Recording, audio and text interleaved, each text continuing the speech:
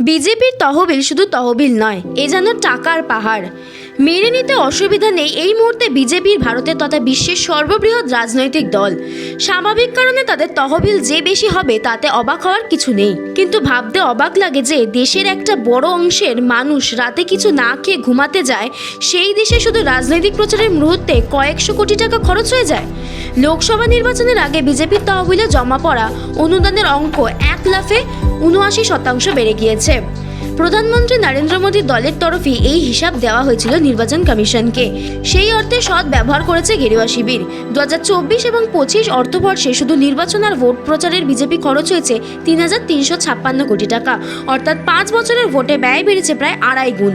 কারণ এর আগে 2019-20 অর্থবর্ষে এই খাতে 1,352 কোটি টাকা ব্যয় করেছিল দলটি। একই খাতে কংগ্রেসের ব্যয় কত কোটি টাকা? কংগ্রেস এখন বিজেপির তুলনায় শিশু। সর্বভারতীয় দল হলেও কংগ্রেস এখনো যথেষ্ট কোণায় আবদ্ধ। ইন্ডিয়ান এক্সপ্রেস সম্প্রতি একটি প্রতিবেদন প্রকাশ করেছে।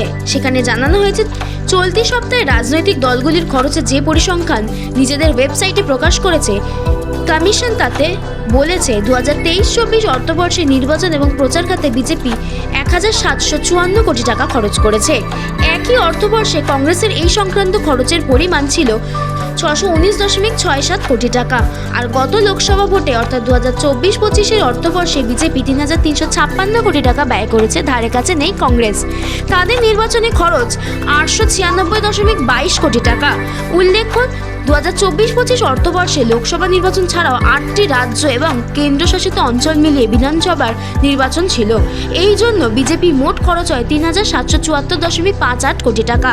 শুধু বিজ্ঞাপন এবং প্রচারের জন্যই খরচ করা হয়েছে 2,257.5 কোটি টাকা। ব্যয়ের মধ্যেই শাসক দলের আয়ও বেড়েছে লাফিয়ে। 2024-25 অর্থবর্ষে স্বেচ্ছাদান ব্যাংকের সুদ, দলের চাঁদা সব মিলিয়ে আয়ের পরিমাণ 6,779.14 কোটি টাকা।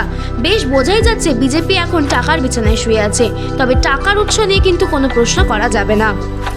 Bureau report, target news, Kolkata.